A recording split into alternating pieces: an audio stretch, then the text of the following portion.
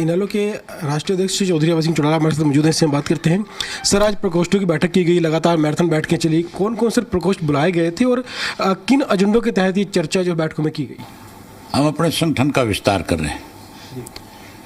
हमने प्रकोष्ठों के संयोजक बनाए थे, उनकी जिम्मेवारियां लगाई थी कि वो जिला और हल्का स्तर पे इसको लेकर के जाएं। उसका रिव्यू कर रहे हैं और उसको बूथ के स्तर तक ले जाने के लिए जिम्मेवारियां लगा रहे हैं। मुझे खुशी है कि हमने जितने भी प्रकोष्ठ के साथियों को जिम्मेवारी सौंपी, उन्होंने अपनी जिम्मेवारी को बहुत अच्छे ढंग से निभाया।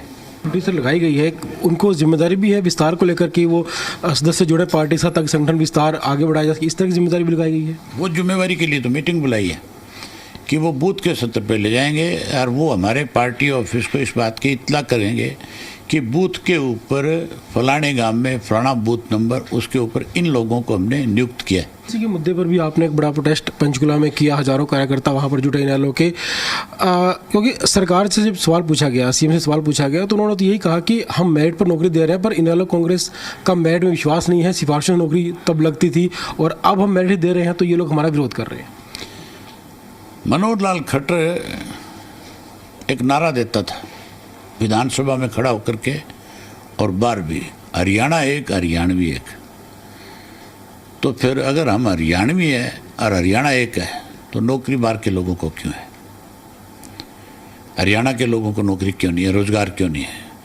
आप हमारे वक्त की लिस्ट उठा करके देख लें, हरियाणा के बच्चों को जितने मेरिट पे आते थे, मेरिट के हिसाब से रोजगार दिया गया। विपक्ष इस मुद्दे को क्यों उठा रहा है? क्योंकि हरियाणा के जो युवा हैं वो भी राजस्थान में, यूपी में जाते हैं, नौकरियां करते हैं, पंजाब में भी बहुत से हरियाणा के युवा नौकरी कर रहे हैं। तो अगर उन राज्यों के युवा यहाँ आते हैं तो क्यों विपक्ष इस बात का मुद्दा बना रहा है? उससे ये पूछो मुख्यमंत्री से।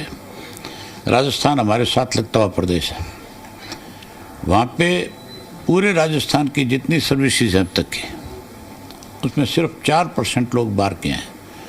उसमें हरियाणा का कितना हिस्सा है वो बता दे। वहाँ पे टोटल राजस्थान के बच्चों को लगाया जाता है, वहाँ किसी तरह का कोई भेदभाव नहीं किया जाता। हम बाहर वालों के विरोधी नहीं है। बाहर का कोई मेरिट में आता है तो पब्लिक सर्विस कमीशन से भी आ रहे हैं, आपके हरियाणा पब्लिक सर्विस कमीशन में भी है, यूपीएससी से भी है।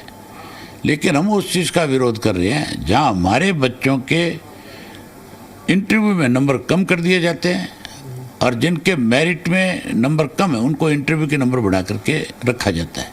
हमारा विरोध इस बात का है। सर, एक आखिरी सवाल है। राम कुमार गौतम है विधायक, उनकी ओर से एक आपत्तिजनक टिप्पणी की गई थी, हालांकि नोटिस भी उनको भिजवाया गया दुष्यंत चौटाला की ओर से, कानूनी नोटिस जो टिप्पणी थी, और अपमानजनक टिप्पणी इस तरह से की गई। पहले चौधरी भजन लाल को लेकर भी इस तरह की बात सामने आई थी, तो किस तरह इस मामले को देखते हैं? दुष्यंत से पहले ये तो पूछो, तेरे मंच पे खड़ा होकर के जो ओम प्रकाश चौटाला को जब ये गाली देता था तब तैने नोटिस नहीं दिया, तब तो टिकट दी थी। उंगली कटा करके शहीद होना चाहता है क्या?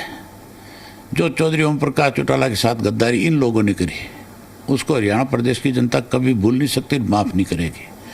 जहाँ तक गौतम की बात है, आप ये मान के चलो, ये इसकी अपनी भाषा नहीं है, ये भाजपा से चाबी भरी जाती है इसको।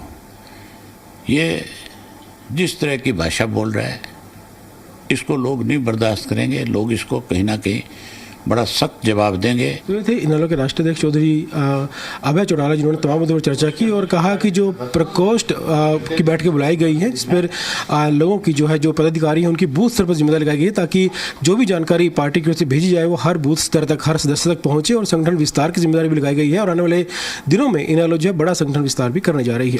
वीडियो जर्नलिस्ट राहुल के साथ विजय राणा, जी मीडिया, चंडीगढ़।